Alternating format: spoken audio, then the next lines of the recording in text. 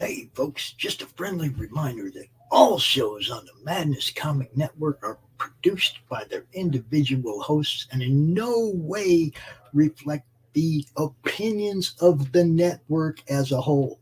The statements in the following broadcast are not necessarily the opinions of the Madness Comic Network, its staff, sponsors, or contributors. This show is rated TVMA, as are all of them and all those other letters. Viewer discretion is highly advised. And, just do what Doc says. Read that again. Peace, everybody.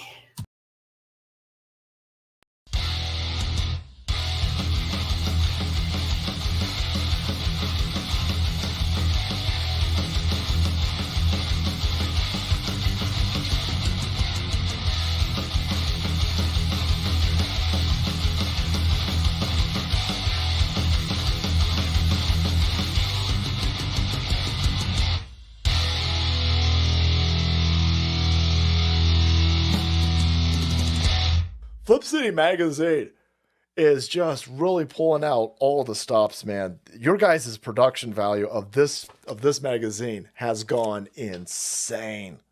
I mean, look at that. I mean, I remember when you guys, it was black and white. Even when it was black and white, I thought your quality was great. But damn, they just really stepping it up a notch. Look at this. James Corbett, boys. James Corbett. Genuinely cutting. But also funny, and obviously just chaotic and very fun. I love Flip City. It has brought new types of badassery and integrity to the print medium.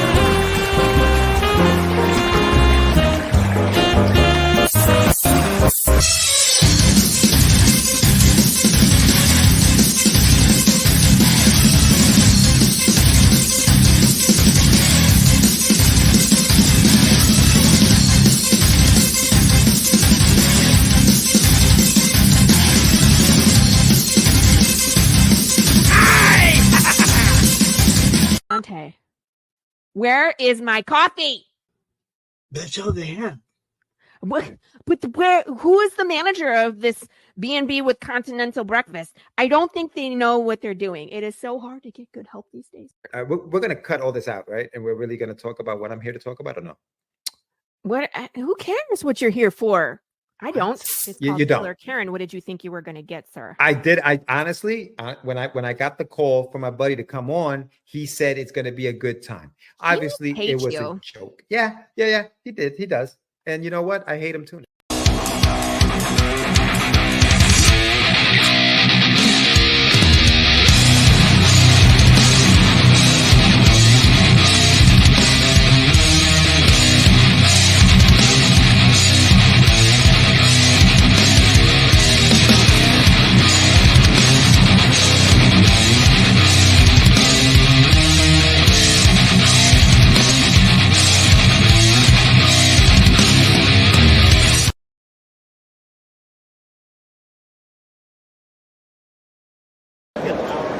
Dirk Manning here, the writer and creator of numerous comic books and graphic novels, including Nightmare World, Tales of Mystery, Brave But Not Dead, all kinds of stuff. And I am super excited for you because you are getting to watch right now, right this moment, out of all the things we're going to be doing, you're getting to enjoy and revel in the Madness Comic Network. And that is awesome. Thank you for being here.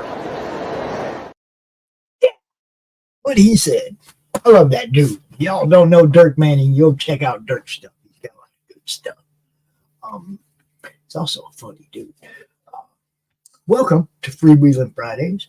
I'm about to drop a link in multiple chats so that y'all can come join us if you'd like, because That's how we roll on a night like tonight. It's Freewheeling Friday. What is up, Lucifer the Doberman? What's happening? What's happening? Must be over there on Rosales' channel, huh?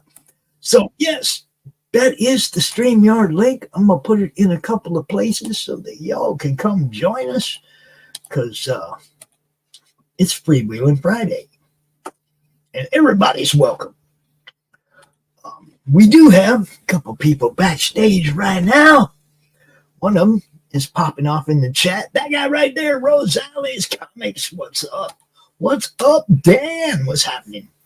What's up? What's new? What's good, Pops? How's it going? Lucifer, good to see you out and about. It is all action, my friend. It is all action. You got a new pup. What kind of pup? A Doberman? Perhaps? That'd be cool. That'd be cool. If you got pictures, drop them. We also have backstage. He just got off the air. One of the hosts from the Geek Men and the Masters of the Thunder Nerds, Mr. Dustin. Yo, what's happening? What's up, Dustin? What's up? How's it going? Dustin, good to meet you, buddy. Yeah, you too. I was wondering when you guys were going to actually get to cross paths. You both came into the network right about the same time. Yeah. You know? I know I've commented on your streams a couple times, but I always end up missing them at some point. Because it's like, oh, I missed it. It's over already. Dang it.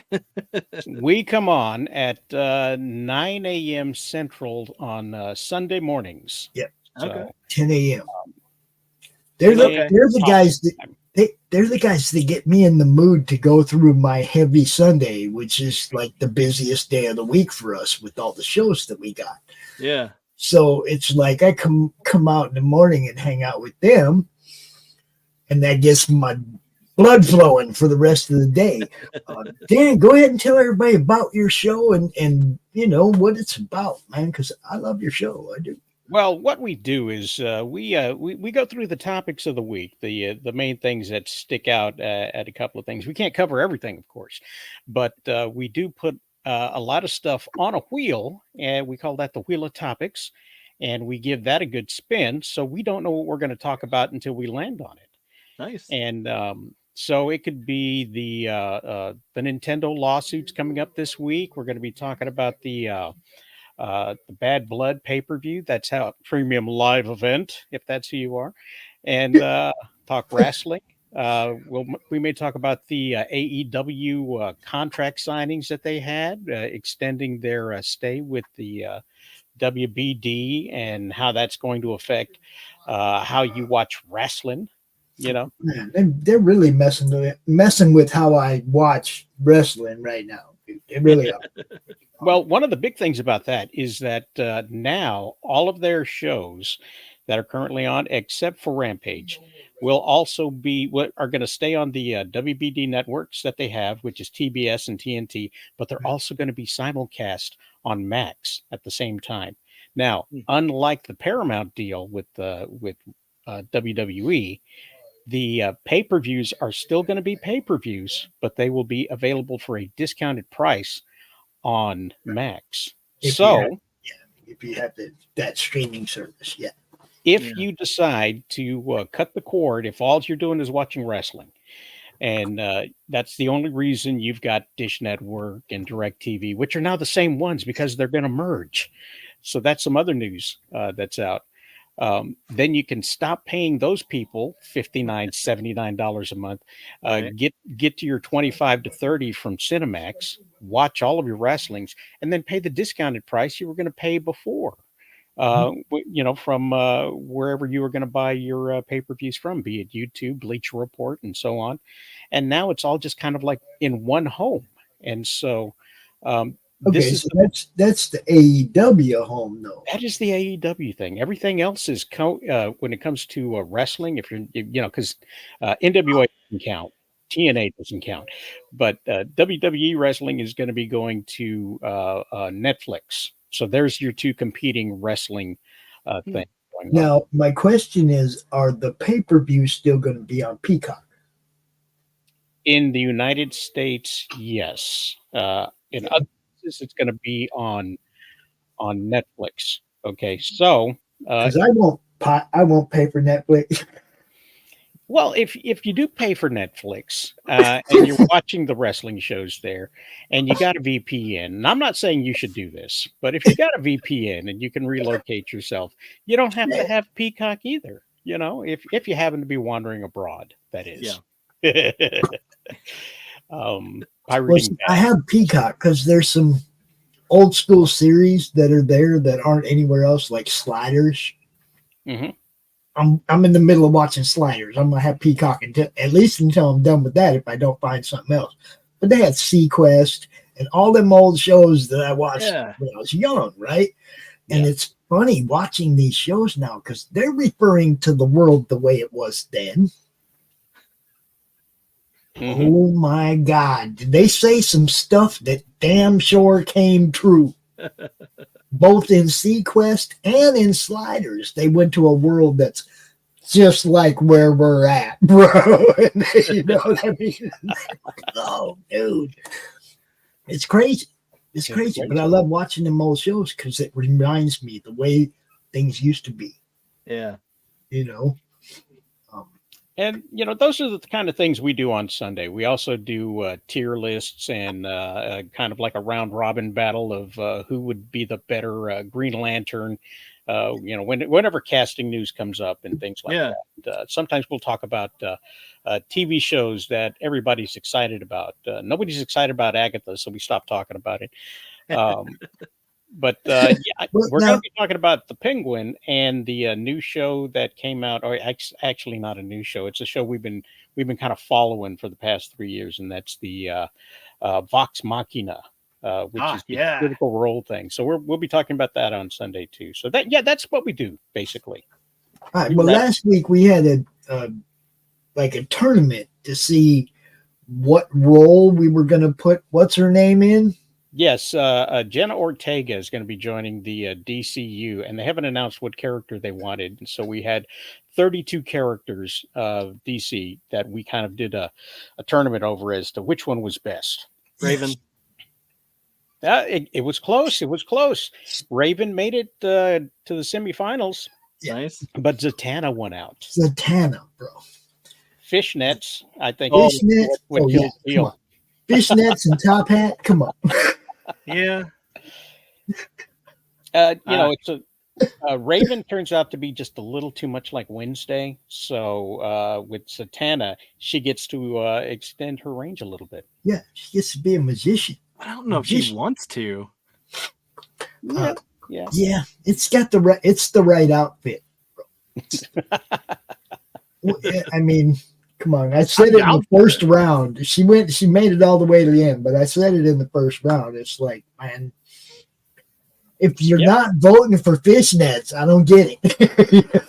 Yeah, I don't know. Because I don't think she'd be good as Wonder Woman.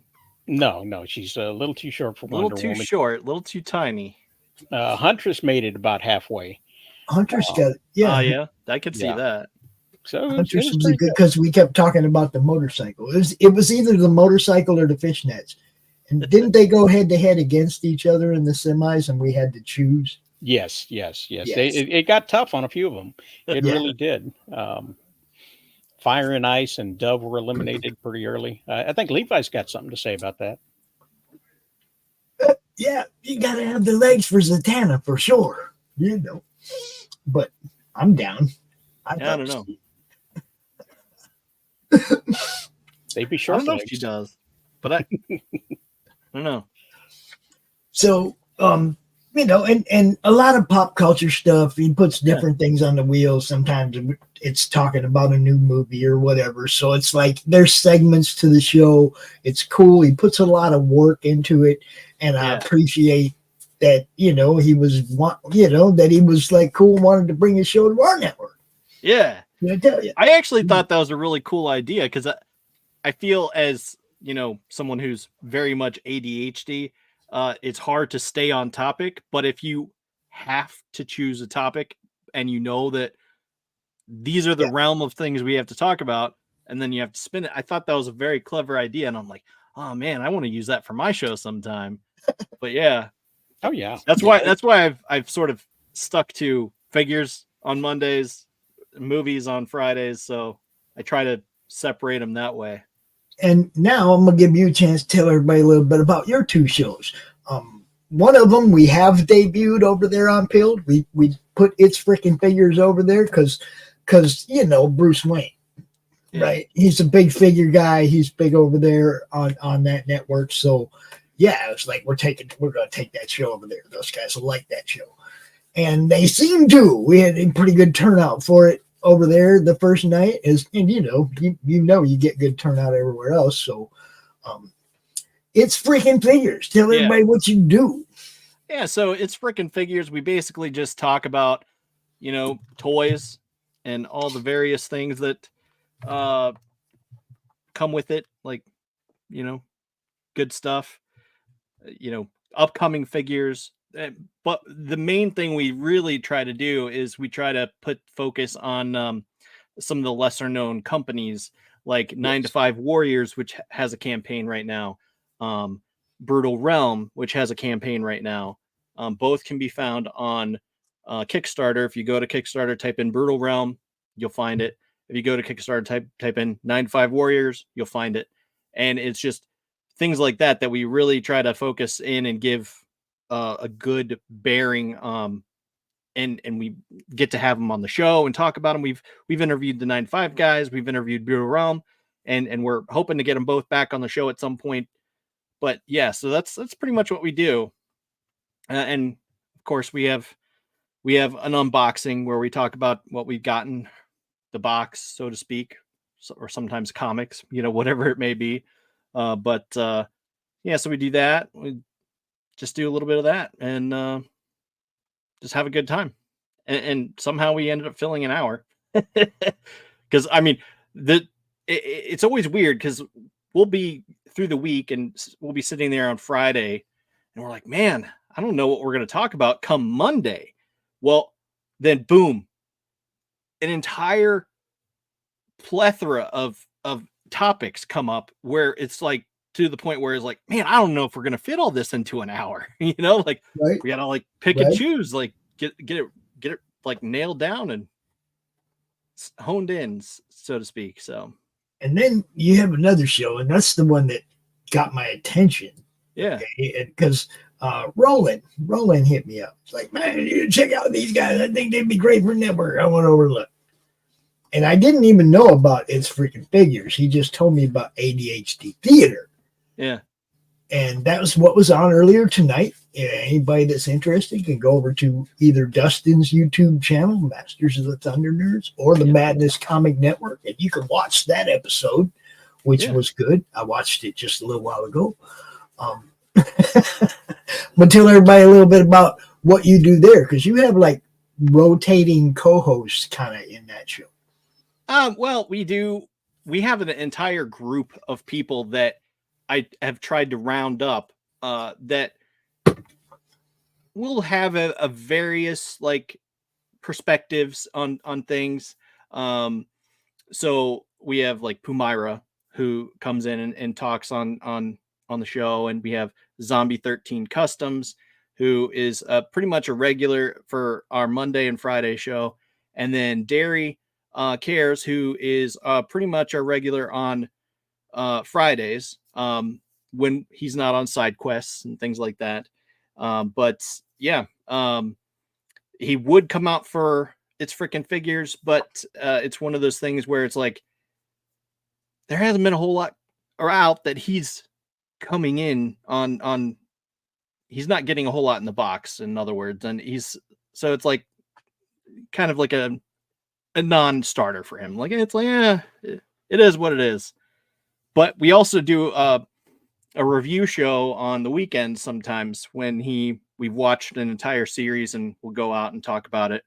So that's fun too. But yeah, so for our show on Fridays, it's ADHD Theater, and we usually sit down to review 2 movies, and sometimes those 2 movies have to do with a theme. Like right now we're doing Halloween themes, but we are focused on not the major Hollywood themes. So like no Halloween, no Jason, no Freddy, no stuff like that.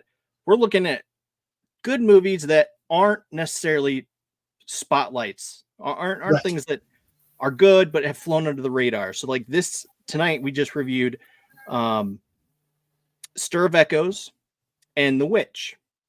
Yeah, you guys got me you got me thinking about watching. I want to watch The Witch now. Yeah. I didn't know nothing about that. Yeah, Attack of the Killer Tomatoes. No, we haven't done that one yet, but may have to at one point. I know Derry's trying to get us to watch this wholesome movie. Yeah, I heard him talking about that too. I was like, really? It's like now, either he's totally BSing you and it's not a wholesome movie at all, right? Or he said it's wait, where is it? So he said it in our chat, and he's like, yeah, we're watching this movie at some point. It's a Buttercream Gang, and apparently it's about these kids who do good for the neighborhood and help people out, and then one of them goes off and then has to come back, and he's turned into this giant butthole, and the kids save him from being a butthole and all that. So yeah, all right, fine. Does One of anyone these get days we'll watch it. What was that? Where's the buttercream? Does anyone get buttercreamed? I don't know. I do not know. But No. yeah, so he's trying to get us to watch that at some point down the line. He's insisting that we do that. But because it's a joke, because he thought like, what is it that I would have been watching as a kid that wouldn't have let me watch all these classic movies that he thinks are classic? So like, I didn't get to watch Ghostbusters. I didn't watch Ghostbusters until I was later in life. Ghostbusters 2, I still haven't seen yet. And so he was like tripping over that fact. And he's like, what did you guys watch? Did you watch the Buttercream Gang? And he just came up with this. And I'm just like, what? And he's like, apparently looked it up, and apparently it's a movie, because it's like this random library type rental that you would get. And he's like, oh, so that's what you probably watched. I'm like, I don't know. You don't know who this guy is? Who is that? Come on. No, I don't. It's the scary library ghost from Ghostbusters. No. This is one of my favorite pops, man. It's like I don't have a lot of them, but this one, when I saw, I was like, oh shit. I'm keeping this one. I gave my son all the Star Wars. If it's not Slimer, I'm not familiar. I know who Slimer is. But see, you need to go watch that movie again now, because this is the library ghost, the scary library ghost, the scary one. Yeah. Well, I don't know, maybe one of these days I'll go back and rewatch them, because I know they've been after me about it. But the whole show started as a premise because my buddy Kurt, who used to be on the show regularly, he's just has ton of things he's dealing with right now. He would always be like, hey, have you seen this movie? And I'm like, no, I haven't. And he would flip out and be like, oh my god, you haven't seen this movie? What on earth? So he would always be like, have you seen this? Have you seen this? Have you seen this? And I'm like, no. And he's like, all right, well, you got to watch this. And so then I would give him something he hasn't seen that he needs to watch. And we would trade off on those. But that's how it works for this round, where we've molded and evolved to this thing where we have two scary movies, or right now we're doing scary movies, but we do some things that are, themed around Christmas, Thanksgiving, right. St. Patty's Day, et cetera, et cetera. Cool. How's it going, Bruce? What's up, dude? Oh, you're muted. You're muted. Turn that mute thing. Muted. Hello. Yeah, I'm just trying to figure out why my audio is so low. I can barely hear you guys on StreamYard here. I don't know if it's my side or Pops' side. I don't know. I can hear you just fine. Yeah. I can hear you. Just you're coming in really low. But you want me to turn the mic up? Is that what you? Okay. Let me turn the mic up. Can you hear me now? Can you hear me now? I can hear you, but it's just really low. How's that? Is that better? No. Getting better. Oh damn! You see your ear hair. I don't have any earbuds in, so I left them. I'm at my house tonight, and I left my earbuds back at the office. So, Hi, I'm Matt shit Scott. out of luck. I'll lean over here closer to the mic. Is that better? A little bit. That's fine. All right. So, for those of you who don't know, Bruce Q. Wayne. I met Bruce through Christie in Flip City. So I met Kaz, I met Bruce, and and got introduced to that whole other world of a place to broadcast to. And Bruce, say hi to everybody over there because you know they love you. Howdy, howdy, howdy. Bruce Q. Wayne here. I was hanging out with Dustin and Zombie on Monday night. We were talking about figures and customizing and things like that on It Friggin' Figures. Yeah. And now you guys, sometimes you guys interview people who like design them and who create them, and Dude right here has done some of that, and that's how you guys like connected right away with the subject matter, I guess. Yeah. But it's like I try to explain this to people all the time. It's like it doesn't matter where you begin, you end up with all of it. You end up with all of it. It's going to be movies, it's going to be action figures, toys, and comics, and before you know it, you're just involved in all of it because it all crosses over so much. This whole thing started, for me, it started like we come out and go, "Hey, look what I got!" That was how our thing started in the Madness Facebook group. It would just be a bunch of people come out and just show off what we got. There wasn't no shows, there wasn't no network. It was just, "Hey, look what I got! I was at the store today. I picked up this or that. Or look what came in the mail." And if you go back on my old Facebook page, you will see some ancient videos of us opening stuff, right? Or going through boxes and stuff. Before I ever thought about doing shows, it was just me having fun with my friends in my group. Yeah. Yep. Yep. And now it's like, man, I love expanding and making it bigger and bigger and bigger, because that's what indie, whether it be toys, movies, independent needs bigger voice.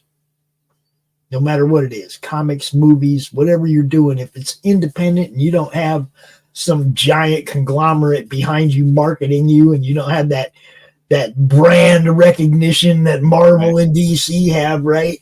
You need that big voice. So we're trying to build something to give everybody a big voice. Yeah. And that goes for everything, man. It's like, we got a Buttercream Gang trailer. Hold on. Hold on. Hold on. Let me pull this up here. This is hilarious. All right. Share screen. Where is it? The Buttercream Gang. All right, YouTube, don't get pissed. This is on your channel. This is on your platform. So don't get mad at me for playing it. Okay, here we go. Share this up. The Buttercream Gang.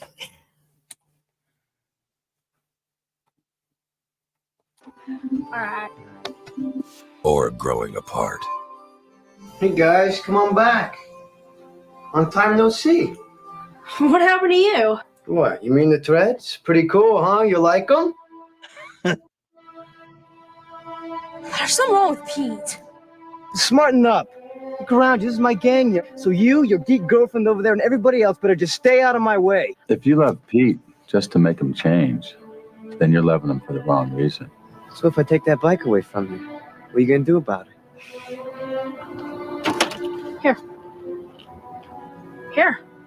Now you don't have to take it.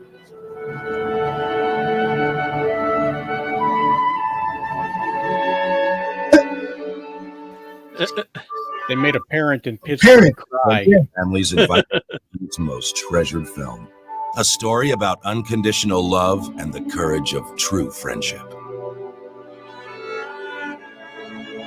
I'm confused, Pete. Every child should see this movie. I want you to hate me. Pete, you're my friend. I can't hate you. I love you.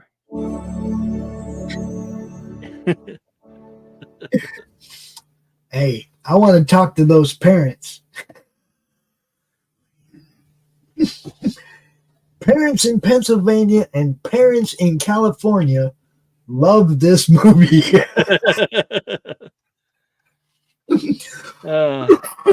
Holy crap. So, Bruce, we had these guys tell everybody a little bit about what they do and what they got going on. Why don't you tell the world who you are? Okay. Well, first off, I'm sitting here chewing on some leftovers. I hadn't had a chance to eat yet today. So, who am I? I'm one of the three beermen from Pill.net, Foxhole.app, and we started here almost 3.5 years ago on the Pilled Foxhole channel. And we talk about beer, pop culture, and technology every Sunday night. And it's me and Cosmic Grandpa. And then we've got Norm and the Hawk. And we just hang out and chill. Nice. As a matter of fact, Cosmic texted me earlier. We don't even have a guest or anything planned for this weekend. We got a show coming up on Sunday, and we really don't even have anything going yet. We're just going to wing it, fly by the seat of our pants. I have noticed the closer you get to the holidays, the less planning you put into your shows. And it's the same for us. It's like that's actually so much. Cosmic usually does that, though. I mean, the holidays are a big thing with Cosmic. He usually gets them going all the time, but we've just been so busy. And of course, it's the Jewish holidays this weekend. We had Rosh Hashanah yesterday and today, and we've got Yom Kippur next week. So I really didn't work on anything with him to plan to put onto the show. So, Dustin, what are you doing Sunday night? I don't know. Probably watching my kids. You want to come on? It's 7 p.m. Big Apple time. 7 p.m. All right. What time zone are you in? Eastern. Okay, so Big Apple time, as I call it. Yeah. California's avocado time. We got Central is, I call it barbecue time, and Mountain is mountain time because there just ain't no way to shorten or give a nickname to mountain time because it is already mountain time. Potato time. Potato time. Potato time. I like that. See, I like giving nicknames to things, so that'll come in handy. Potato time. I like living in Arizona when the time didn't change at all. We didn't do that daylight saving shit. Our stuff stayed the same all year. It's hard. I used to collaborate with people in Arizona, and it's like one way I'll be 3 hours behind, and then the next weekend we'll be 4 hours behind, and it's like, what the hell? And that's because you guys changed, not them. Right. You see, it was like I loved living there because we didn't never have to set our clocks back. We didn't never have to set our clocks forward. We didn't have to worry about that. You guys were the ones whose time zones were screwed up. We were always the same. Well, it's funny because the time zones were created. The spring ahead, fall back, all that other crap was put together because of the farmers, so that the kids could go to school when it was still sunlight out, but they get the chores done. So they get out in the farm earlier, and that extra hour made a big difference for them. Yeah. So, but they don't do that anymore. Now it doesn't matter what time it is. They're farming. Yeah. The thing is, it's like in Arizona, it's like you want to go to work early. You want to, in summertime, you want to get home before you want to be home in your AC before 4 o'clock. Okay, just period. Okay, so you go to work early, and everybody understands that. In the summer in Arizona, everybody's going to work early. Oh, we lost Bruce. Quit pushing buttons, dude. Happens all the time. Everybody, when they're on their phone, everybody does it. Bam. It even happens to me. So, He'll be back. Yeah, he will. But that's Three Beer Men, and we brought them back to YouTube. That was what we did. We brought Three Beer Men back to YouTube. And you just brought Bruce Wayne back to YouTube. Yeah, just like that. I don't know what's going on. I'm not comfortable with StreamYard yet enough to be able to just flip back and forth. And I clicked on the chat, and then I went back because I wanted to see what somebody wrote. And then I realized it was the Buttercream Gang trailer. And then I tried to get back, and it wouldn't let me, and I disconnected. So I had to reconnect. I'm the tech-tarded one. It's okay. As my grandpa will tell you, I'm the analog man in this digital world. I'm still trying to figure shit out. Look, every time something new is like, I'm going to somebody else that knows, and I'm going, how does this work? Yeah. Every time, because if I mess with it, I'm going to screw it up, and then I'm going to need somebody to fix it. You know what I mean? And it's funny because I learned that a long time ago. When they started doing the computer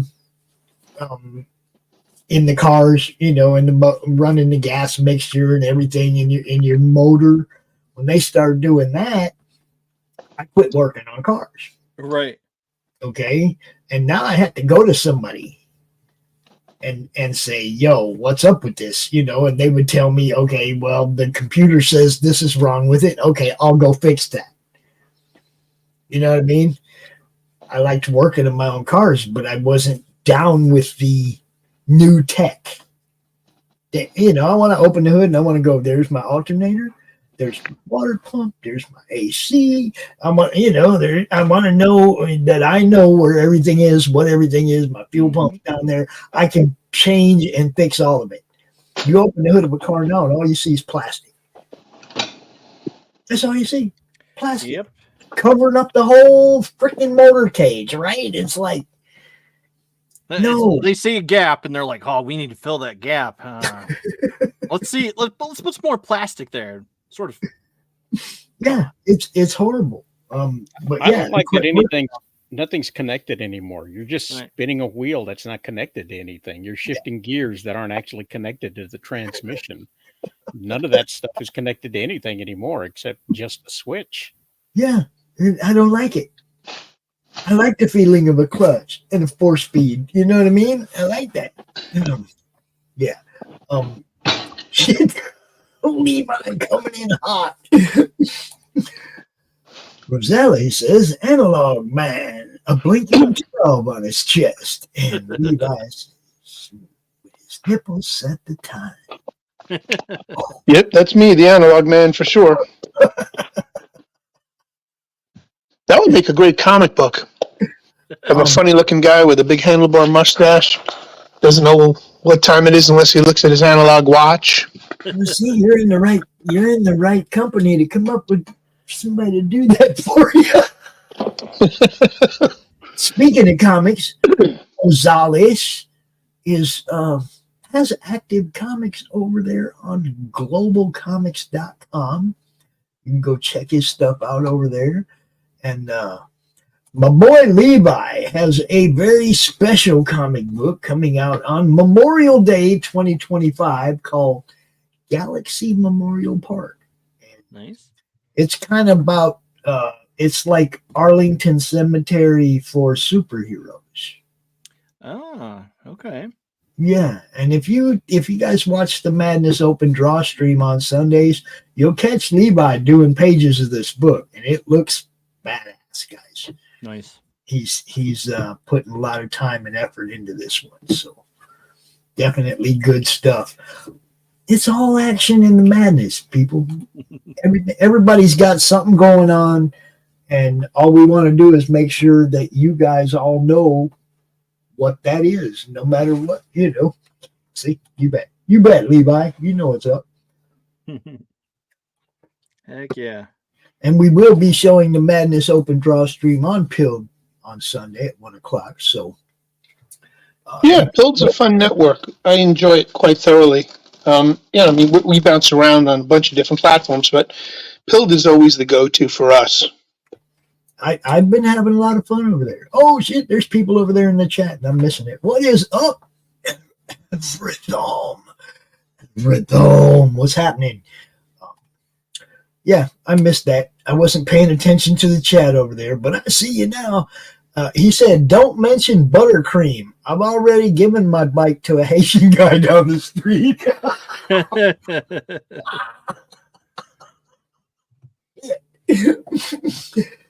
There you have it. I love when we got people popping in from all different places. Where you at, Rumble? Where you at? I know you're out there. I know there's people watching on Twitter too, because I can see it on the counter. We got people watching on the Critical Blast Twitter channel. I RJ over there. He's an amazing dude, does fulfillment and publishing, good stuff going on over at Critical Blast. Yeah. Look, this is what I do, people. You might like get sick of seeing me out here telling you to go look at other people's stuff, but this is the time of the year, the hardest time of the year for independent creators. It really is. They're trying to sell stuff, comic books and stuff like that. If people don't buy their kids comic books for Christmas, these guys ain't making no money. Yeah. When you're doing that gift thing, consider buying somebody a comic that you think they'll enjoy. There are a lot of good indie comics, and there are indie comics about everything. Yeah. Everything. As a matter of fact, Rosales Comics is actually going to change its format. We've been doing exclusively digital comics for the past 2 years, and we are going to have to pull that now. So we are discontinuing publishing from this point on exclusively digital comics. So we're going to have to rework and revamp exactly what we're going to do, but we're going to move to physical. Okay. We're going to move to physical, and we're most likely sometime in early 2025, we will start looking into doing a campaign. So, crowdfunding campaign. Yes. Crowdfunding campaign. Yes. We've been avoiding that for as long as possible, but it's just not doing out so well. And I got a boy going to college in a couple of years, so we need to shift gears. I can say, as a person, a comic fan all my life, collector and whatnot, I never got the hook to the digital thing. I never got that hook. I want to have, obviously, if you've seen what's behind me, I got to have the books. Yeah. I got to have it in my hand, and I can't always afford to buy everything I want. Right. And this is part of it right here is the reason we're going to be switching. One of the big things we talk about on Sundays is making sure that you have a physical copy of your media. Yeah. We talk about what's coming out on DVDs on Tuesdays, and we encourage people to go out and pick up their favorite films, because at any given time on any of the providers out there, that can disappear. Yeah. And I saw a story of a guy who owned a Kindle for several years and amassed thousands of files of digital books, magazines, so forth on his Kindle. And for whatever reason it was, they claimed that he had violated Kindle's terms of service, and they wiped out all of his media on his own personal Kindle, which meant that he either had to, he had to repurchase it. Okay. So nothing digital is yours if it's stored somewhere else. Right. Okay. And I would hate for that to happen, simply because I know that the major digital comic book platform was eaten up by the same people that own the Kindle. Okay. And they are forcing everybody to go that way. And what we have in Global Comics is an alternative. Definitely. And they're doing great, and they're growing, and I wish for them the best. We're not going to take anything off of there. Everything that's available there is going to continue to be available right there and then. But we do want to make it possible for people to own physical copies of the stories that we put together. Now, we are building a superhero universe slowly but surely, a few characters at a time. And we've laid the groundwork with some horror books called My Frankenstein that kind of tell the story of how our superhero world is put together. And that's actually available in print format. You can go to rosalescomics.com and purchase that yourself. Get a signed and numbered copy of that. But, when it comes to all digital, we're moving away from that. Okay. Now, I when you do get ready to do this, I'd appreciate it if you get with me, because I've only talked to about 3,000 people with campaigns over the last 4 or 5 years. Yeah, what if I don't want to? Definitely will have some. I'm making a joke here. I know. I know you got. Definitely will have some insight that can help you. And I'm looking to cannibalize that, because the only way that you can grow in any format whatsoever is to lean on those who have made mistakes ahead of you, so that you don't make the same ones before. I mean, it's easier to learn from other people if you're open-minded enough. I'm old enough to know that I am not the best at everything at all. And, I want to try to surround myself with the best possible people that know the most about the things that I know the least. Yeah. But this is one of the things that crowdfunding, fulfillment, and everything else. Yeah, this is one of the things that I've learned. The main thing that, not even learned, it's like I'm a comic collector, okay? I want to know that you're coming out with the first printing of your book. It doesn't matter how many. And I want to know that I'm getting a first print #1. And then I don't care after that, as long as I know I got a first printing and there's a way to differentiate it from anything you do after that. Right. You understand what I'm saying? Like the old Freak Brothers comics, right? I don't know, 32, 35 printings now. And I think we talked about that, Rosales, where we had to go back and figure out which one was the actual first printing because of the different colors, I think it was, of something on the cover. I think the wheel was gray or something like that, right? Mm-hmm. And that was how you could tell it was the first printing. But a lot of people go and they think they want to do the print on demand. They want to do something like that. Or they when they do a second printing, they don't do anything to differentiate a second printing from the first printing. And it waters down the value of the one that you got. Yeah. You see what, as a collector. And that's one of the things a lot of comic guys just don't get. From the creator standpoint, I never wanted. I get it. Print on demand. Somebody orders it, it gets printed out, it's shipped to them. But it doesn't. To me, it's a book to read. It's like back in the day when you put it up, fold it up, stuck it in your pocket and stuff. It's like it doesn't have the meat to it anymore. This like it could have been printed a bunch of different times. It's not a first printing of the book. You know what I mean? We lost Bruce again. I don't know what's up with that guy. I'm pretty sure he had to take a second call. Yeah. That could be. He's probably talking to Kaz right now. But yeah, that's always been like, for me as a collector, I want to know you're not going to do a second printing that we can't tell is any different from the first. Oh no. I wouldn't do that. We got 50 books that we had run off on the first one, just a tiny bit, just a small run. And I'll get you a copy out. That's my favorite kind, is a small book. Get me your PO box and I'll fill it. I can do that. I'll get you a copy of the My Frankenstein. Everything else we don't have a digital, we don't have a physical printing of. Just that's okay. I think that's the right one. So that's the first one. They're numbered and they're signed. So, and they're in a poly bag and protected in one of the Gemini folder things. So, you got the book in a bag and board, right? You didn't. You said polybagged, and I'm like, oh my god! You didn't like seal it shut with seal a meal or something, did you? No. It's got the bag and board and the painter's tape to keep it shut, so you can open it and close it without doing any damage to the bag. He even uses the right kind of tape, people. You see what I'm saying? Painter's tape on comics. Get that Scotch tape the hell away from my comic books, guys. Don't be putting that on none of it. Painter's tape comes right off.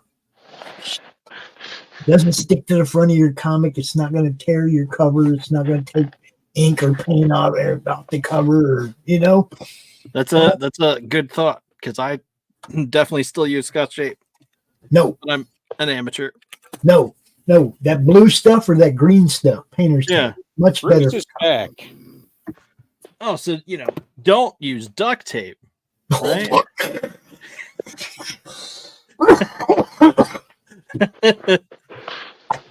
Now, I have been known to put duct tape on the outside of a Gemini,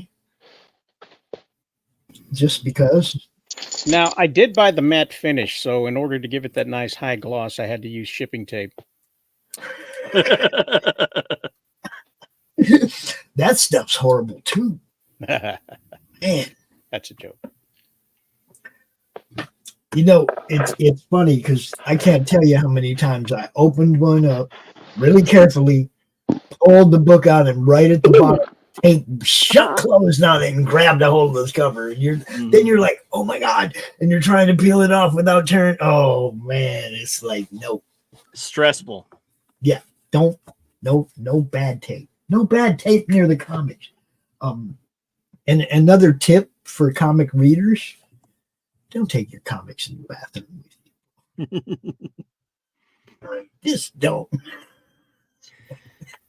It's a doomed process. It may be acid free, but they absorb the moisture in there, and it gets very humid. Oh really man! Quickly. And when you flush the toilet, you get that little fecal explosion.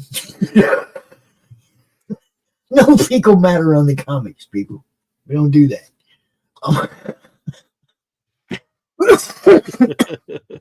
It's funny because every time somebody tells me, "Oh yeah, I just grab it and I head for the toilet," I'm like, not buying no books from him.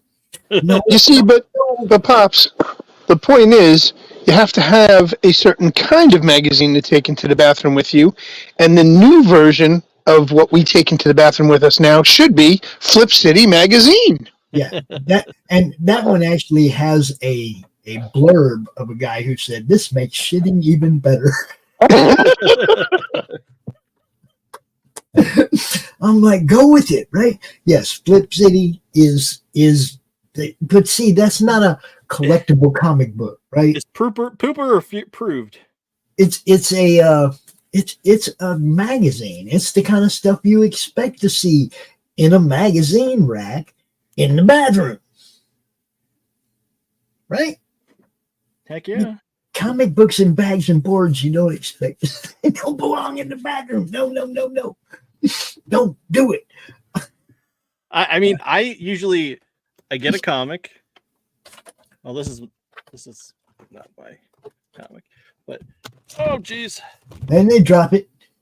You get a comic, and then I carefully undo the tape and I read it right here in this space. That's nice and gently with the corners, and then I carefully put it back on the Hold on. I've been very particular about how that. I also saw the Scotch tape on that Thundercats magazine. Yeah, I did. But all right. So I have a cardboard folder. Okay. That I keep the comic book I'm reading in. And I don't even touch the covers of these things if I can avoid it. Nice. Okay. They, the only thing touching the front and back cover is this cardboard.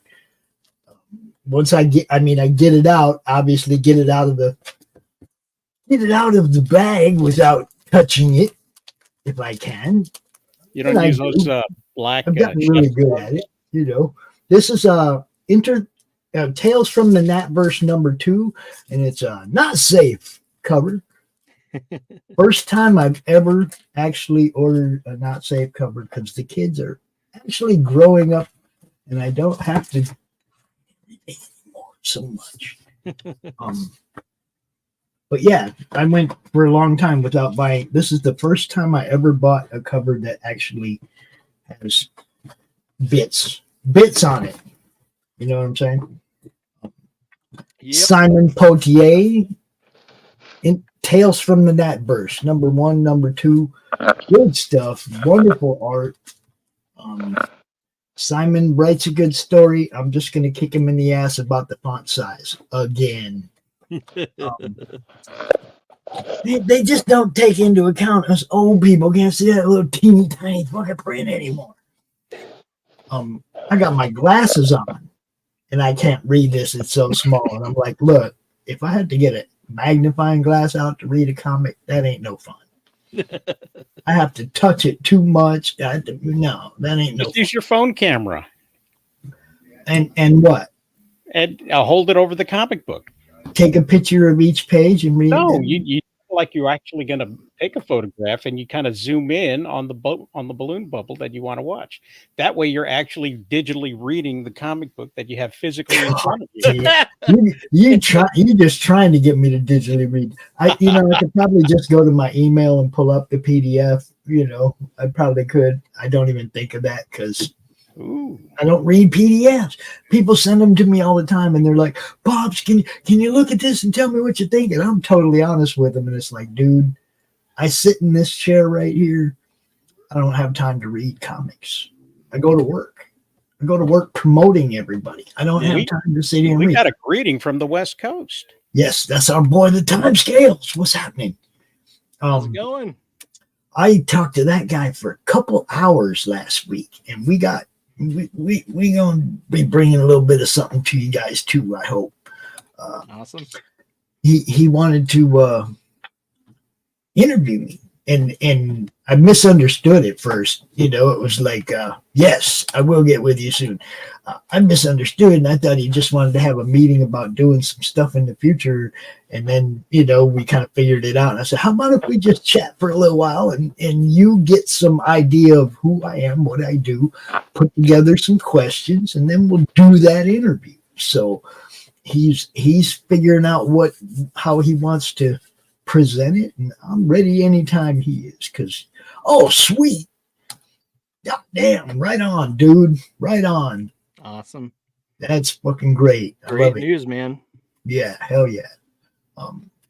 But yeah, be talking to him real soon. Doing an interview with him. It'd be cool. Gentlemen, let me jump in real quick. I just want to say, Dustin, I'm going to hit you up tomorrow. My phone's about to die.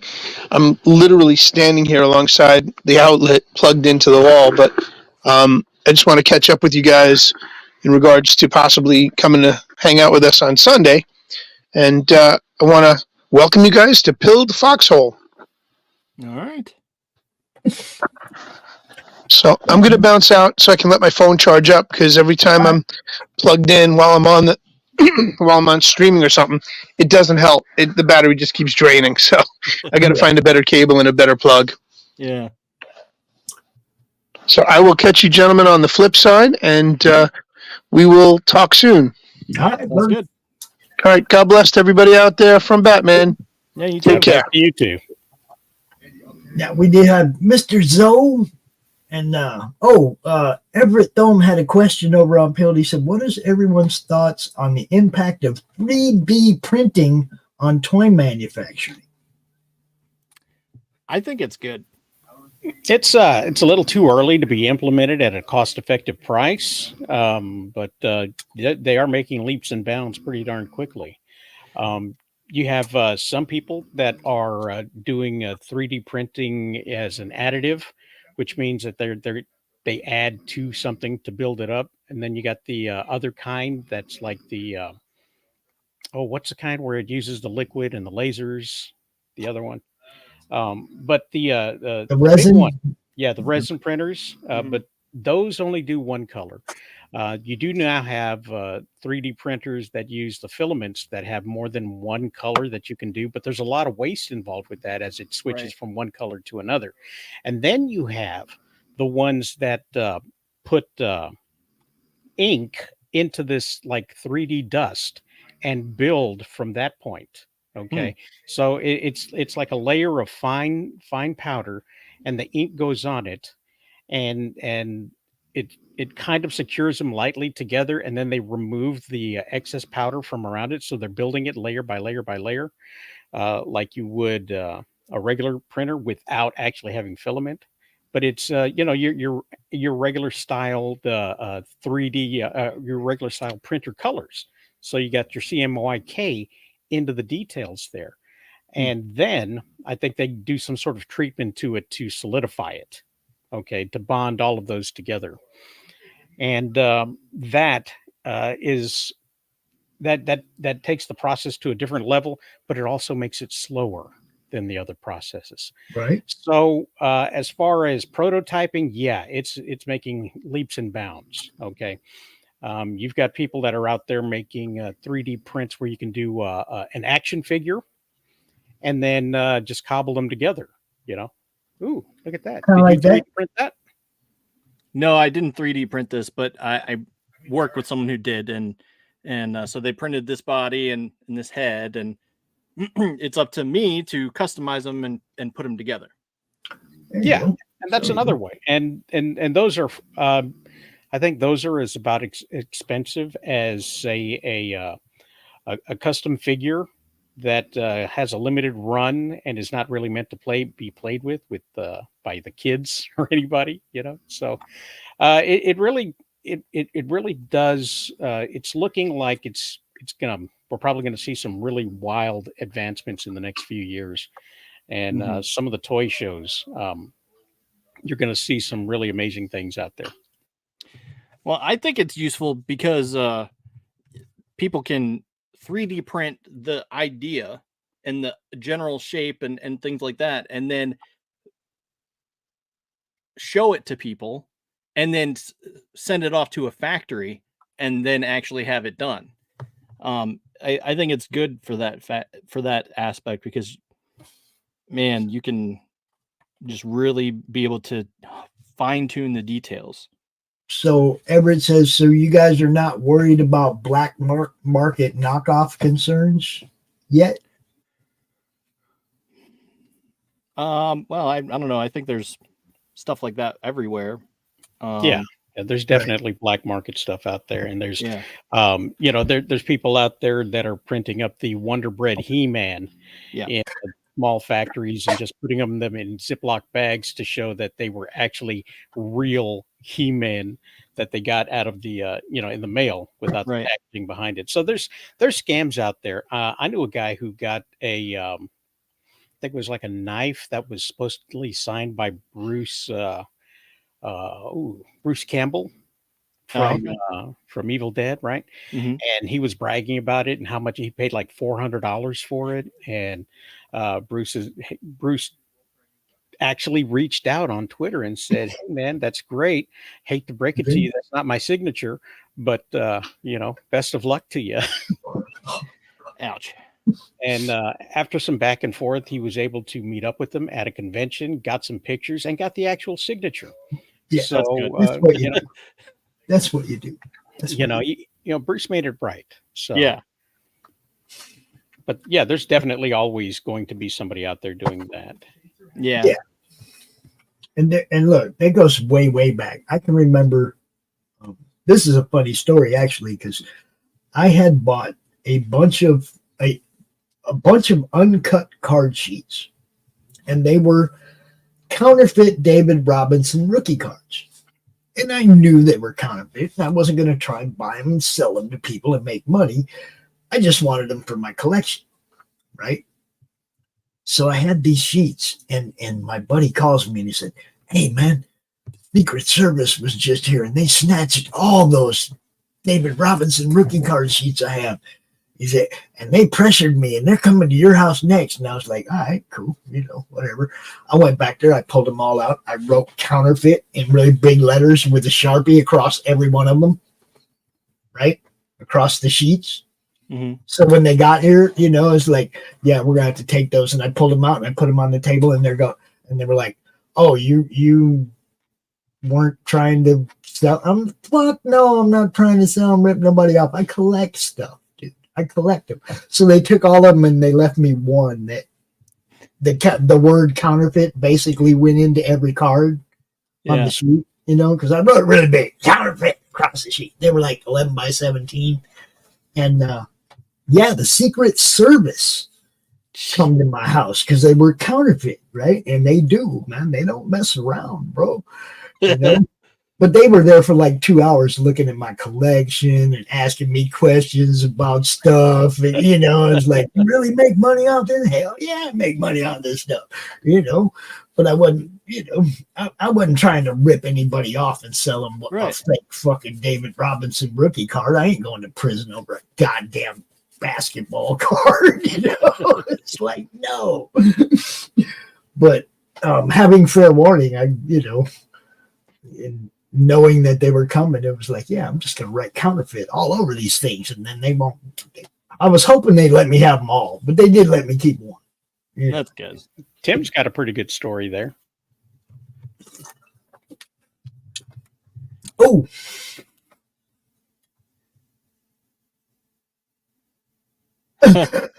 Wow. Uncut $2 bills. Well, I mean, if you buy them from the mint, of course they're going to be real. Yeah, but the best part out is like, give me some scissors. I want to pay my bill. Yeah, that's the part I want to question. Why did you want to cut them up? I mean, you weren't like going to spend them at the bar, were you? No, I think you just wanted to beat the Secret Service. Way more.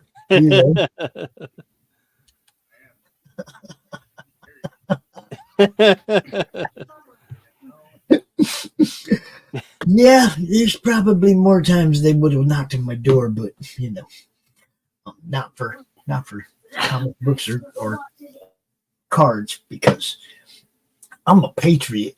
That's why. Say what's on my mind. I believe in the First Amendment.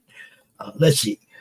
It was a sale where sheets of $2 bills were face value. Okay, so you were just going to cut them up and spend them at the bar and buy beer? Is that what you were doing? I got to know this. I got to know now. There's a magic trick out there where in order for you to prepare for the magic trick, you have to buy sheets of $5 bills and $20 bills. And from the mint, of course, obviously, legally. And you do not cut them correctly. Okay. And I can't really tell you what the trick is now because I've told you that much of it. But what you do is you borrow a bill from somebody else. And then when you give it back to them, it's mixed up. And so I think I've seen that trick.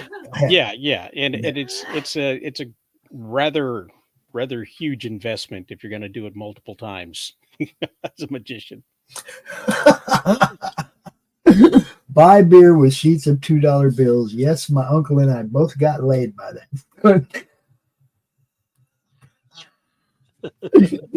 Survived the cops, survived the Secret Service, and got the reward. Yeah, and got the reward. That's awesome. Yeah, Tim's my kind of guy. Yeah. Actually, he's a good dude, and you guys will meet him here soon because when he does the interview, we'll make sure that we broadcast it on the network and whatnot. And I mean, originally I thought, dude was hitting me up wanting to do a show on the network, and it was like, come on, let's talk, right? Let's talk. I love bringing new shows to the network. You guys both know it. So, we ended up talking, and it was, he wanted to interview me. That it happens once in a while that somebody wants to have me out on their show and talk about, what we do. Well, does he work for a news organization? Does he have his own blog? Does he do his own videos? What's going on, Tim? Click on that link right there that Pops has right there in the chat, and join us and explain yourself, sir. Oh, he's calling you out, bro. We'd love to hear more of these stories, man. And yeah, we did have a lot in common. It was pretty weird. I think I was born in Minneapolis and he lives in Minnesota. Or no, that's somebody else. Aaron, that's Aaron. I was born in Minneapolis and he lives in Minnesota now, but he was born in Phoenix. I lived in Phoenix for most of my life. It was like a weird crossover, like we passing ships, you know. He moved to Minnesota and I moved to Phoenix after we were born. It was like, and you were born a poor black child. No, Mexican. Ecuadorian Mexican, like George. If you do not get that joke, you must go watch Killer Karen episode 2, and you will get that joke. And it's worth the 25 minutes to watch the show to get the joke. It really is. If you haven't seen Killer Karen, look, I haven't had so much fun doing a show in a few years. I mean, it's like I have more fun doing that show than anything I've done in quite a while. Man, is like totally reignited because it's totally different. Yeah. You know? It's like we don't script it. It's the weirdest interview show you'll ever watch. If you know what a Karen is, yeah. Lori is the ultimate Karen. We had done a RPG game with Chris Brown called Slaughterville, and there's a few episodes in Madness Gaming, in the Madness Gaming playlist if you want to go check it out. And Lori and I created characters that we play in that world, and we had so much fun that when the game ended, Lori's like, we need to keep doing something with these guys. We need to keep these characters alive. So she is in character as Karen Needlemeyer, and I am in character as Dante, the old stoner dude, and we interview people kind of. Dante has the ADHD and he's all over the place, and Karen is a Karen and she don't really care about your book. She's just there to hawk Needlemeyer mail, right? That's her whole gig. So if you haven't seen the show, it's hilarious. We get to do characters that we created, and we created a show around the characters that we created. It's a blast, man. And it's all ad lib, guys. It's not scripted. It's like Lori and I will bounce a couple of ideas back and forth at each other during the week about, I'm going to ask him this, I'm going to ask him that. And everything after the question is asked is pretty much reactionary and bounces back and forth. And it's just hilarious. It's been fun. And if you watch it and you don't think it's funny, let me know. Right? Just let me know, because if you watch it all the way to the end, you'll get the outtakes and the bloopers, and you'll see how many times we broke character during the taping, cracking up, laughing and shit, right? And when you see that all at the end, you realize that it's all in fun because we're having a blast. Mm-hmm. We want to make sure that you guys understand we're not like it's fun. It's just supposed to be fun. You watch the show, you get some laughs. Maybe you go check out Dude's comic book if he can actually tell you what it is during the show. But it doesn't just have to be comic books. Anybody can come. Anybody that wants to come out and get roasted by Karen, you're more than welcome. More than welcome to come out and get roasted by a Karen. And she is the ultimate Karen. She does it really well. It's fun. Now people are coming on the show and they're prepared. Now that they've seen how it is, they know what they're going to, what to expect, and they're coming out prepared. And that makes it even funnier. Tonight he's like holding up Hellman's mayo, which causes Karen to go into a total meltdown because she's the Needlemeyer Mayo heiress, and there will be no other Mayo on the show, right? So it's like she melts down because he came prepared. He's like, well, this is my favorite Mayo. It's all, she stays in character very well. She's hilarious. I do my best to. I guess it's a Tommy Chong. I do it. I channel my inner Tommy Chong, and that's what you get, kind of. You mean your actual, like you're just yourself, right? Yeah, I'm a little slower. A little slower than myself when I'm doing Dante. Dante is an old school stoner, right? He don't care about nothing. He's just having a good time. No worries. He doesn't have a care in the world except where's he going to making sure he's got weed. That's the only thing he cares about is knowing that he can still smoke some weed. He starts getting low, he gets worried. But that's his only responsibility to himself and the whole, in his whole existence is making sure he's got weed to smoke. Yeah, that could be me. No.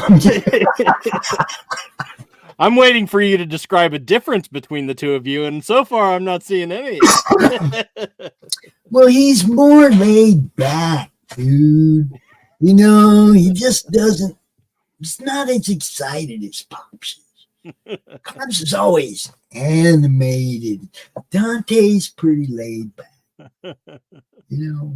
That's the difference. No, it was like the game. This whole thing came from the game Slaughterville. Yeah. And one of the characters that you can play is the stoner.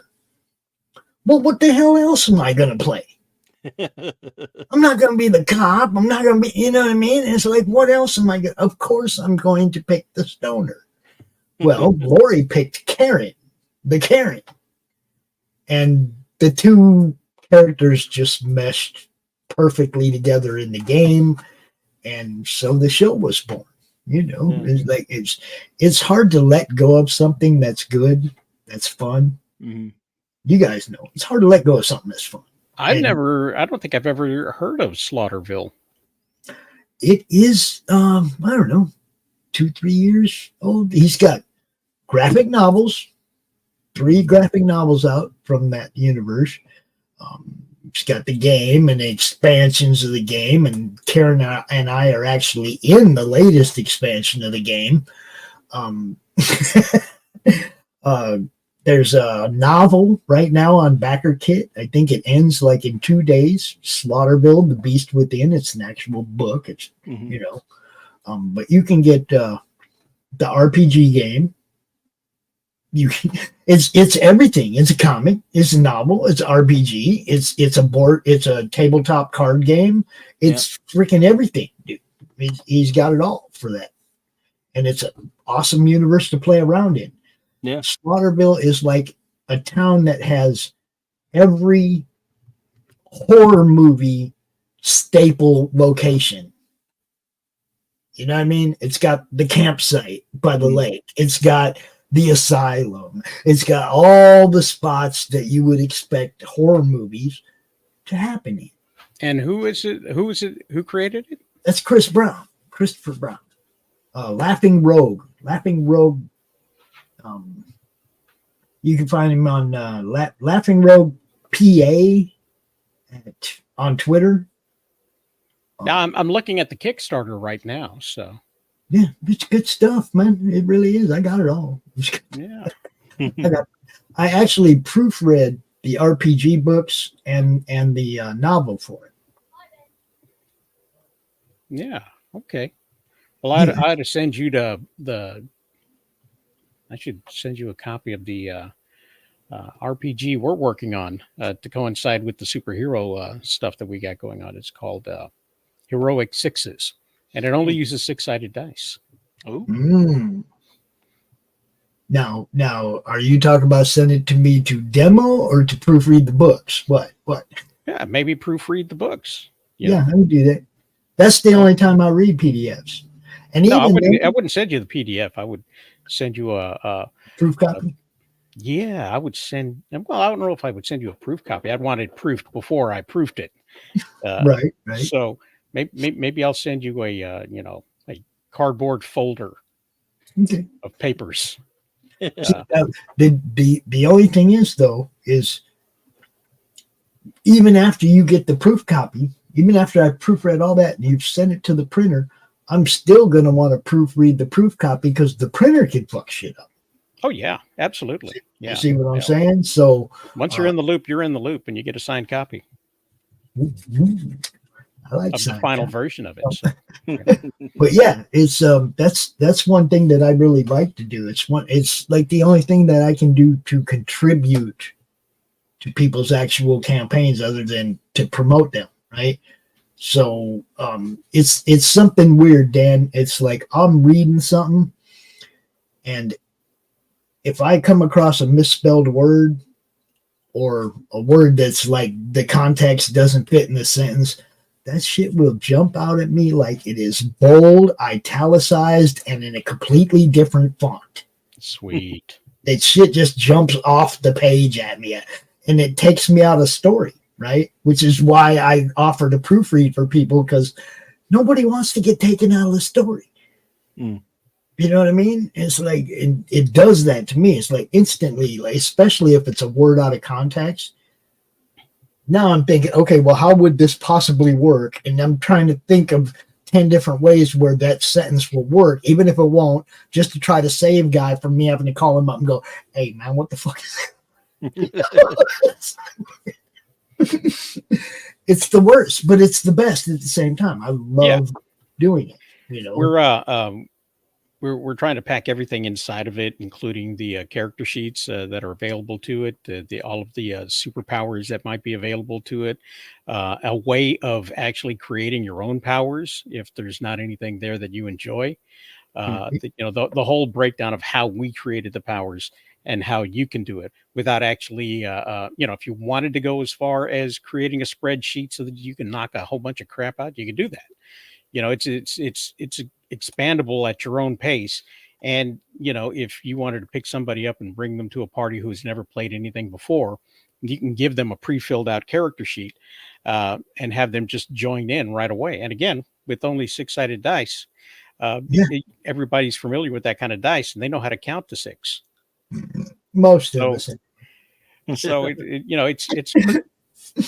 it's a what they call rules light, I guess is what they call that. So, but all of the it's going to have all of our Rosales Comics heroes in there, plus some of your favorite public domain hero examples as well. And some characters that will sound familiar, but will be distinctly different for copyright reasons. and maybe you might even run into this guy. Just back it already. I love to be able to do that. That's Crom. For those of you who don't know, he's like right here over both my shoulders and behind me. He's a scary little dude. Don't fuck with him. I'm telling you. He's not coming for your Christmas, but he'll be there on Flag Day. Dude, let me tell you what, that dude, that logo behind me, Daniel, this right here, that was created a long time ago by a dude named Edwin Badillo. And we were just looking for a logo for the Madness Facebook group, right? And he put that little green dude in there. And that little green dude took on a life of his own.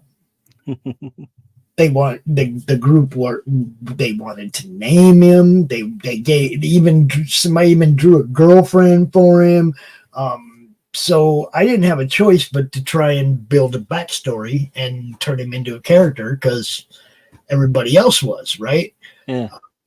I got like a half a dozen people that actually drew full 12-page stories for an anthology that we were going to do a long time ago. And I think we were like a couple $300, $400, $500 short on the crowdfunding campaign. And then I just never got around to relaunching it or trying to rebuild it because trying to herd 15 freaking artists was crazy hard to do. And if I do it again, it would be in individual ash cans, those stories. I'd rather put them in ash cans than try to anthology and get this many people to work together on a deadline. Doesn't work. You know, I mean, and nothing against any of those people, but it was too much. It was way too stressful trying to get that many people. We had like 15 stories, and it was just too stressful trying to get all them people to get stuff to me, in time to put them up. I couldn't even put everything up on the crowdfunding campaign to show everybody all the art because I couldn't get everybody to send me stuff. It was like just too much of a pain. But if I do release those stories, they will be in ash cans. One at a time. One at a time. Yeah. And affordable. Because ash cans are cheap to print, right? See what I'm saying? I could do a campaign with 5 different ash cans. Put it, tiers. Each one's on a different tier. You can get them all. You can get one of the ones you want, right? Why not? It's just this is what I'm working on now, which is the Madness Network. Yeah, and the comic has to be on the back burner for a while. I have a great list of names of ex-girlfriends, some of whom displayed violent tendencies. License free: Perla and Adeliza. Patachimon. The list goes on. Free with backstories. Look at that. He did catch them all. He said, yes, I like Asian chicks. Married one. She's not violent at present. At present, that's the key. That's the Actually, key. I met her the other day when him and I were talking, and she popped in for a minute, and she looks like she's like really sweet. She's, I'm hoping after I get to know dude, I meet her sister. Yeah, you were talking about the anthology you tried to put together, and it reminds me of one of the first things I tried to put together. It was a web series called Rainbow Falls, and I had put a funding together, and that worked out really well. And we got I got a writer together, got some writers together, and we all started writing these little 11-minute shorts that were all supposed to be individual stories that came together with an overarching story. Mm-hmm. And wound up using a lot of the money to try to put together a music video. Okay. And the band that we had hired and shot the video for, that's where all of the money went. And then they wound up bowing out of it, and the whole thing ruined the deal, and the whole thing fell apart. Now, eventually, I took those scripts, those small 11-page scripts, and turned them into chapters of a book. And because I owed it to everybody to do that, to get it out there, get it done. Because it's been about 12 years now, I guess, maybe longer. And the link I just shared right there is to the book, The Grim Tales of Rainbow Falls, which is a 300-page novel. And we just got raided over on Pilled by the Texan, and a whole bunch of people are over there in the chat now. Hello, everybody. Wow. How's it going? Wow. A whole bunch of people over there now. Yeah. Girl Patriot, the Texan, Tweak, Prairie Fire, Sir Lurks a lot, Blonde BLQ, So Dude, what's up, man? Mrs. Texan, Empress, bitch to you, Callie Homesteader, Prayer Warrior Girl, just everybody. Thanks for popping in, you guys. Love you guys. That's awesome. Awesome. Blow me away, man. Caught me by surprise. I wasn't, we got a cookie. We got a cookie too. We got a cookie from the Girl Patriot. And nice. I actually have something special for that. For those of you who do not know Crumb, over there on that platform, that Pill platform, there you go. That's Crumb, that little green dude in the chat right there. That's our dude. You just heard me talking about him a minute ago. Let's see. Okay, if I stay up later, I'm going to end up taking a gummy. That's how we do around here, yo. T-minus about 20 minutes till he's good. Yep, there you go. Everyone like and subscribe. This is how we do it, people. Caught me by surprise over on Pilled. Love those guys. I see you, Rose Alice. I see you over there saying hi to the people on Pilled. Mm-hmm. And yes, Pilled.net does rock. I've been really, actually, I ain't gonna lie. I've been watching more shows over there than I have on YouTube the last few days. So, a lot of good stuff going on over there. Music, movies. I told you guys, Alien Romulus. Somebody was showing Alien Romulus over there earlier. Oh, yeah? Of course, I was busy. I didn't get to watch it, but somebody was over there showing it on Pilled. It's like, it's what they do over there, guys. It's free speech. They ain't hiding from any of it. It's fun. Ain't nothing wrong with that.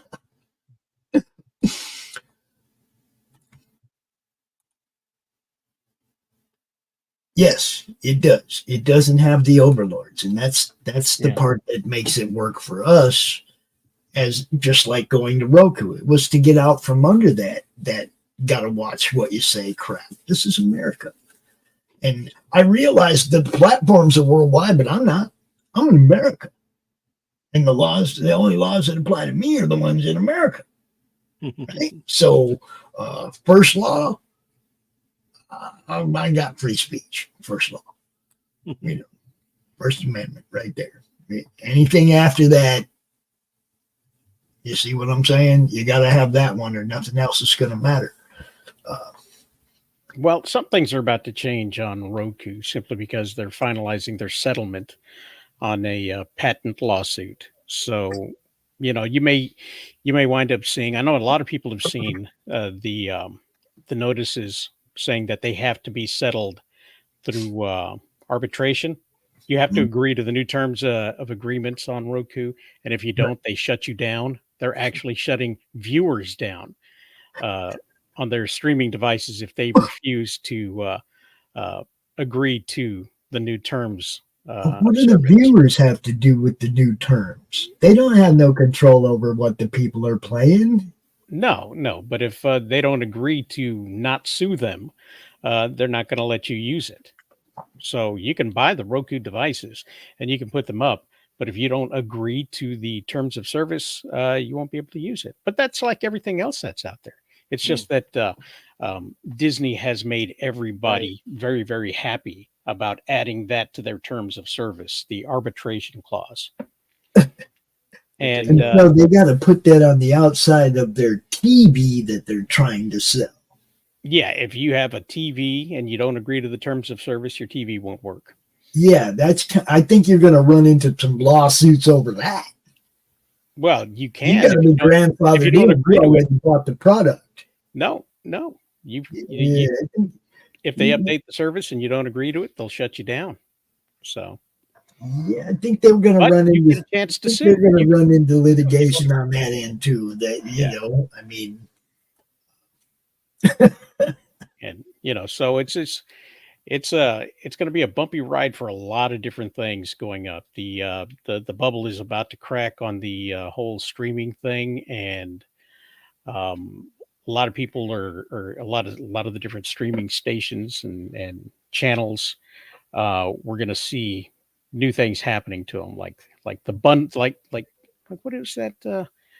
WBD was trying to bundle with Disney their sports stuff, okay, as a totally separate thing called Venue, and they got shut down by Friendly because they said they were going to drive them out of business if Disney did what they were going to do, which was undercut their price. Now, granted, the Venue price was over $90 for you to watch free sports whenever you want to, not free sports, but sports whenever you want to. Jeez. And that was going to undercut Friendly's stuff that they got out already. All the So sports channels are too fucking expensive as it is, man. I do not think it's going to bust. You know, I don't pay for any of them. They're too expensive. All of them.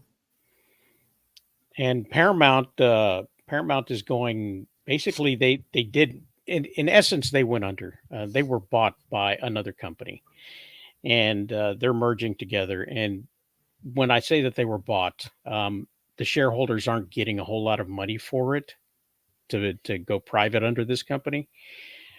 And basically, the company has agreed to take over their debt. Okay.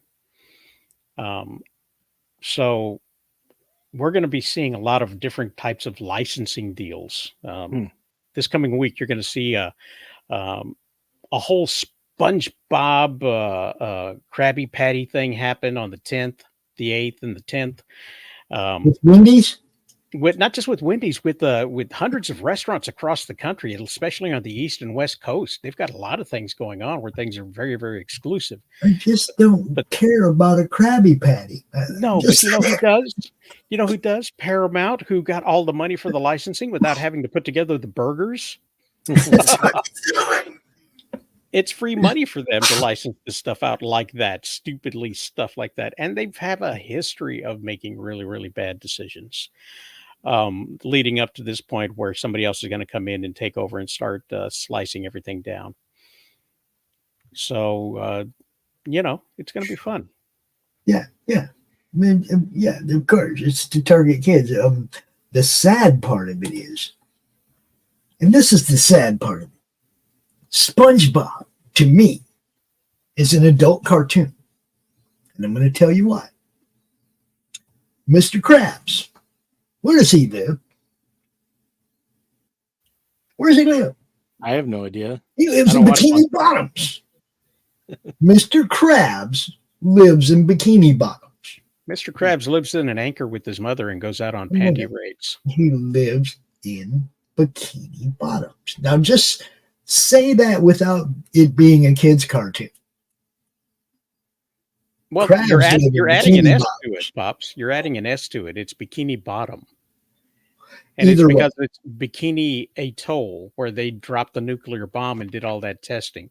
So all of those creatures are basically metamorphosized animals that were. But what does it sound like? Godzilla. Mr. Krabs lives in Bikini Bottom. What does it sound like if you take away the cartoon and the kids? It sounds like you need to get your ass down there to get you a fucking razor and shave and do whatever you got to do to get rid of the crabs. You see what I'm saying? The innuendos in that cartoon are way above kid level. And there's a lot of them. Yeah. Okay, it's like, that's an adult cartoon. I don't know how they even got away with pushing that shit to kids. Well, all of the characters do represent one of the 7 deadly sins. I'll bet Patrick is gluttony, huh? I don't know. There's a website or a Reddit that's dedicated to it. Really? I'm sure there is. I'm guessing.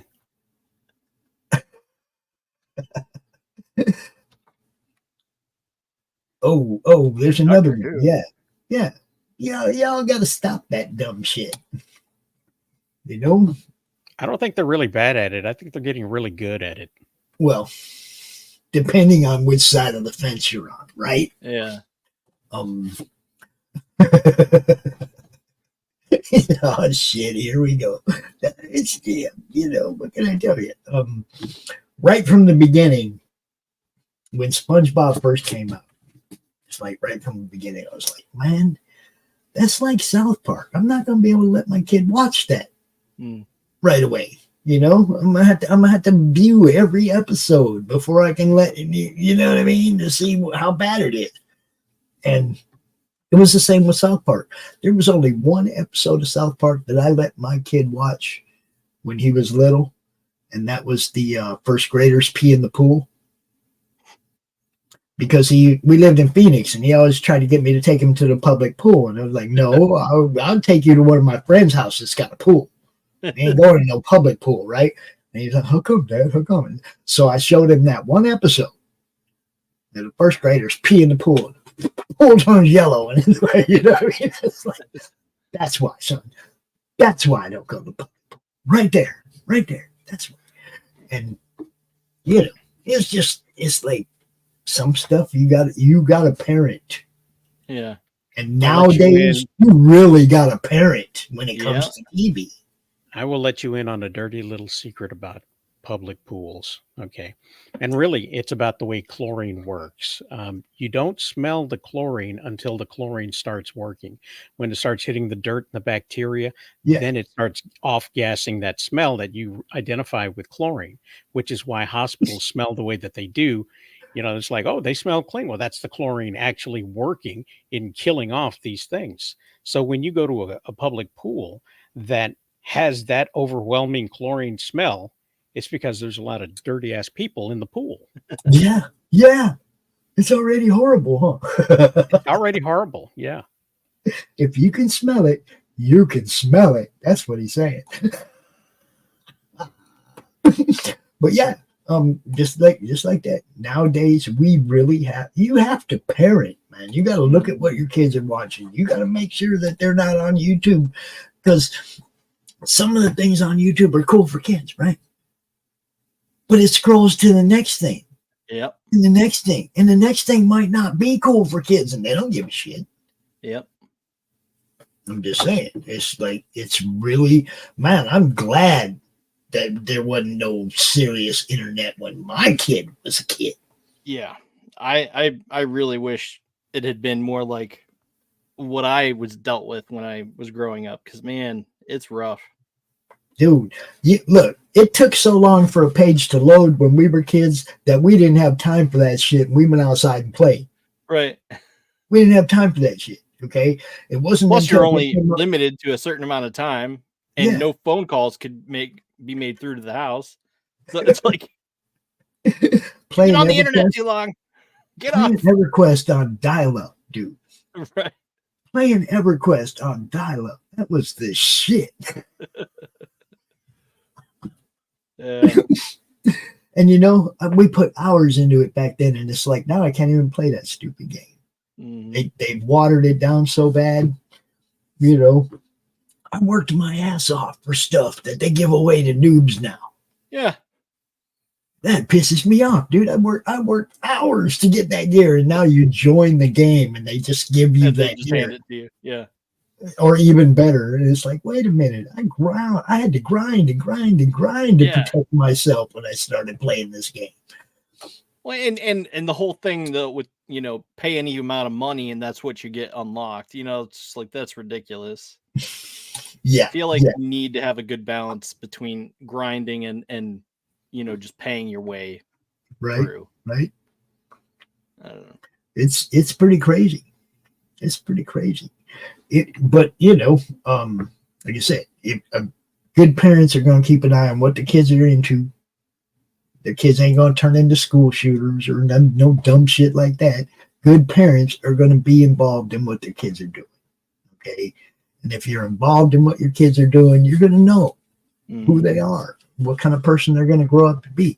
And you nurture that and you steer it in a direction, not by force, but by choice. You know, allow them to be who they're going to be. We all got it. We all have a path that's ours. And we have to be allowed to find that path. But at the same time, you got to have somebody that's making sure that that path is the right path. Right. That's what parents and uncles and aunts and grandparents do. Right. You know, be that parent, be that grandparent, be that uncle. Let's be proud of the next generation, man. That's what I want. You know, and only we can build that. Okay, only good parents and good grandparents can build that. Be those people. Yep. There is so much in programming that you got to keep an eye on. Okay. Even, I mean, come on, look, parents, look at our shows. Don't let your kids watch most of our shows. Okay. Most of them ain't for kids. Right. I don't want that. I don't want somebody to go, Pops, my kid's seen you doing this and this. I don't want your kid to see that. Right. You know, Doctor Who used to be for kids. Yeah.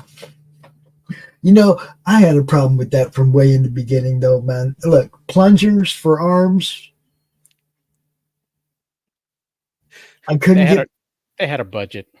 Yeah, I know they had a budget. So did Lost in Space. They still had danger, danger, run, Will Robinson, run. They had a damn robot that looked like a damn robot.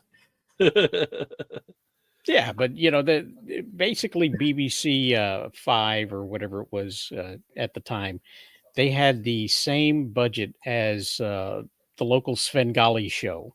Okay, that was doing horror at midnight. Right. It had a local station budget, and they did the best they could. Yeah. And now they're doing the worst.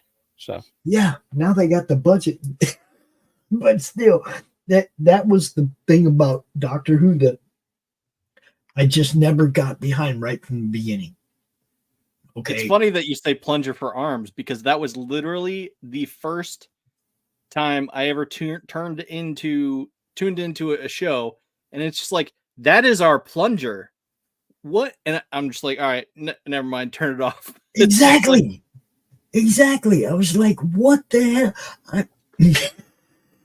A toilet tool? Come on, guys. You couldn't come up with anything better than that. Anything. Yeah, I wasn't impressed. Hey, somebody go get some plungers out of the supply room. We gotta build us a robot real quick. And I'm so anyway, I was like, I'm sure this is for someone out there, but it's not for me because I'm off watching things like, I don't know, Lost or Smallville or whatever was on at the time, because it's just like, all right. Well, I mean, I'm talking about even way back, way back, right? There was still Batman. There was still Lost in Space. There were shows that were better. They were just better. I'm watching those. I'm not watching that, and it was PBS. So the thing that would kill that, of course, is, the commercials were atrocious for kids on that channel back in the day when they started doing their fundraisers and shit like that. It's like, I am not listening to these people beg for money for 10 minutes till the show comes back on. I'm just not going to do it. Poof, I'm over there watching Batman. The whole premise of the channel was messed up. Yeah. I watched a lot of Batman in my day. Sesame Street did not prepare me for any of this, guys. It just didn't. It didn't. We have been out here for almost 2 hours, though, and I do got stuff to do still before I go to bed tonight. Yep. Yeah, I still got stuff to do. I want to thank everybody over on Pilled. I want to thank Girl Patriot for the cookie, because we love that. That's what it's all about, man. Sharing alike. We love you guys, and tune in tomorrow for, what do we got? Okay, I got a episode of Ask Chuck Dixon. We have Stevie B's Bullcat Drawstream. We have random stuff from John's Long Box, which was his interview with Nandor Fox Schaefer. And Sunday we'll be back on Pilled with the Madness Open Drawstream. Possibly have our boy Bruce joining Dave and I on the show offs. And geez, Sundays are so busy. It's crazy. You've got the line as well. Yeah, it starts with Super Sunday wrap up at 10 a.m. And it just goes on and on and on. This is the network that doesn't end. Look, we're going to get to the point where, 24-hour programming. Heck yeah. That'd be cool if we could get to the point where we had something going on all the time. I got a whole lot of back episodes to air. See, that's the cool thing about the Roku. If we set it up as a view on demand, we can upload everybody's back episodes, and people can just binge watch your show. Yeah. Right? All the way back to the beginning. That's the end goal, is to have something like that. Even if we have to make our own. Even if we have to build our own. We have done it before.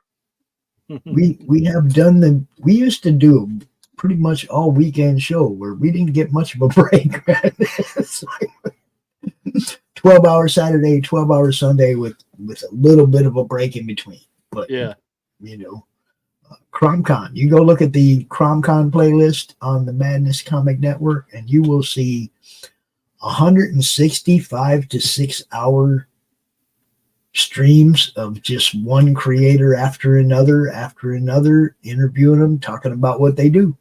Mm-hmm. Lots of stuff on the network, guys. 4,700 different pieces of stuff on the network.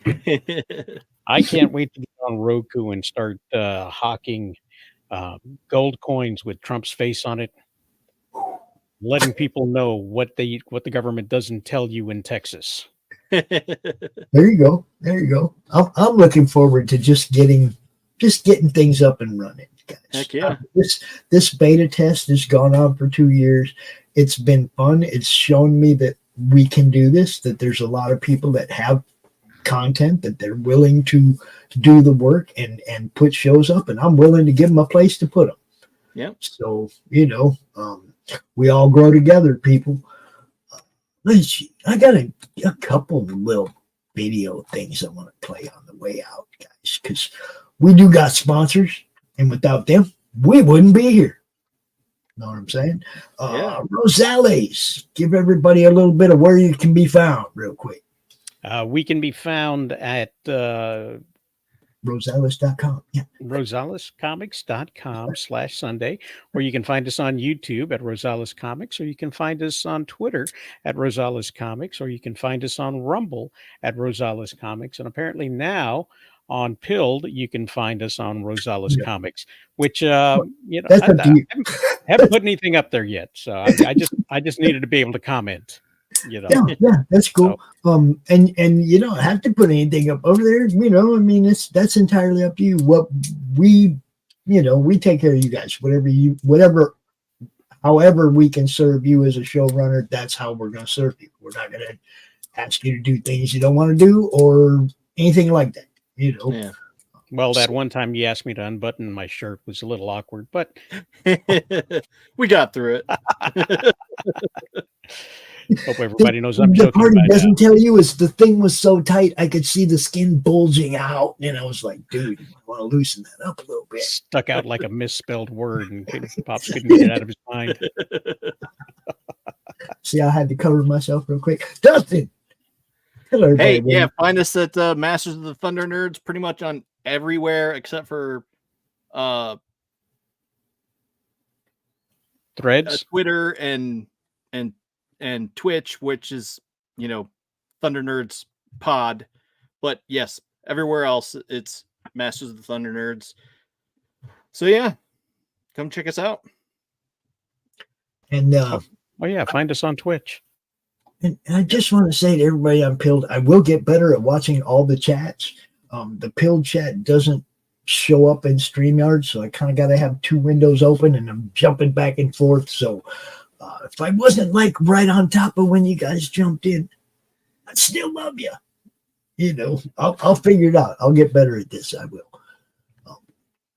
And with all that, I'm just going to play a couple of our sponsors ads, and then I'm going to be out of here. All right. Rock on. I will see you people tomorrow for sure. Yep. Peace, everybody. See you.